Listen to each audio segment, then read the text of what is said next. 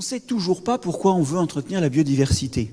Là, on sait comment maintenant, avec un maillage de réserves et de pratiques optimisées. Bon, en gros, je vous ai parlé de l'agroécologie, mais il n'y a pas que ça. Il y avait Biomime Expo au Parc Floral, là où on voyait qu'il y a même dans des domaines très technologiques des choses que l'on peut reprendre du vivant. Mais, et donc évidemment, quand vous utilisez le vivant, bah, vous le préservez peu ou prou. Ce qui est vraiment important, c'est maintenant de se poser la question de savoir pourquoi on a besoin de la biodiversité. Et cette dernière question-là, elle n'est pas triviale du tout. Parce qu'en fait, on n'a pas besoin de toute la diversité. Je vais prendre un exemple paroxystique, c'est toutes les maladies infectieuses. On n'en veut pas. D'accord ? Et je vous invite à réfléchir là-dessus. En fait, on ne veut pas préserver toute la biodiversité. Mais notre problème, c'est que si je reviens au côté utilitariste de la biodiversité, si je vois l'homme comme une espèce qui exploite son milieu, comme toutes les autres espèces, je m'aperçois que par rapport à toutes les autres espèces, l'homme a une particularité, c'est qu'il exploite beaucoup d'autres espèces. Le ver à soie, le cotonnier, le mouton, le bœuf. Juste pour prendre un exemple. Et si vous allez sur le marché qui est en face, vous allez voir, ok, il y en a des espèces.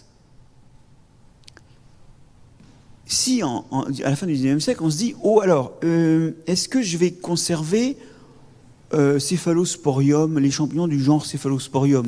Alors vous les conservez puisque vous aimez les champignons, très bien. Mais j'en dis, Céphalosporium, ça...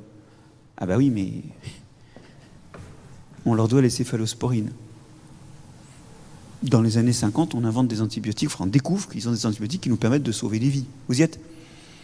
De même, il y a des champignons qui produisent des statines, donc, qui permettent de lutter contre le cholestérol, ou la cyclosporine, qui est quelque chose qui permet d'empêcher les rejets de greffe, parce qu'en fait, ça calme le système immunitaire. C'est un outil de lutte pour le champignon, c'est quelque chose qui détruit l'immunité. Mais nous, on le mobilise pour éviter les rejets de greffe. Vous y êtes? Donc, qu'est-ce que vont utiliser nos enfants pour lesquels il faut qu'on garde l'espèce? Ben, je vais vous dire, si je savais, j'aurais déjà le prix Nobel, parce que j'aurais raconté cette utilisation du vivant ou de cette molécule. Vous y êtes? Donc il y a cette espèce de réservoir d'innovation qui fait qu'on ne sait pas ce qu'on doit garder ou pas. Mais il y a plus. Il y a des mécanismes écologiques qu'on ne connaît pas. 70% de l'azote est recyclé par des bactéries qu'on appelle des planctomycètes et qui font un métabolisme très tordu. 70% de l'azote décomposé de cadavres est recyclé par ces bactéries. Il y a 12 ans, on ne connaissait même pas leur nom. Et en fait, on s'est aperçu qu'elles existaient. Alors, au début, les gens ont dit, ouais, encore un truc bizarre. On s'est aperçu qu'elles avaient un rôle écologique majeur. On ne savait pas les cultiver, donc elles étaient passées inaperçues. Et aujourd'hui, on s'aperçoit qu'en fait, c'est tous les cycles de l'azote que j'ai dessiné et enseigné, moi, jusqu'à il y a 10 ans, sont achetés, quoi. Il n'y a pas l'essentiel. Il n'y a pas l'une des 3 voies à sauver si on veut faire un dessin en 3 flèches. Et ça, c'est important. C'est qu'en fait, cette incapacité que nous avons à prévoir ce qui nous est utile biotechnologiquement, on parlait d'antibiotiques, elle est vraie écologiquement aussi. Nous ne savons pas encore avec précision ce qui fait qu'un sol est fertile. On a des bribes de ça. Puis il y a même des gens qui ont écrit des livres là-dessus, sur les sols. Mais si vous voulez, le problème, c'est qu'on n'a pas du tout, aujourd'hui, le détail de qui fait quoi.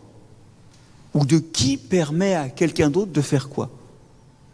Donc, le principe de précaution, c'est de garder le maximum de ça pour nos enfants. Je viens de vous proposer une façon à la fois de ne pas voir la nature comme le reflet de l'homme et aussi de ne la voir que comme l'usage qu'en fait l'homme ou l'avenir de l'homme. Vous trouvez peut-être ça paradoxal, mais si vous y réfléchissez, ce discours-là risque d'être plus audible que le discours d'un Hans Jonas, qui dit qu'en matière d'environnement, il faut agir de sorte...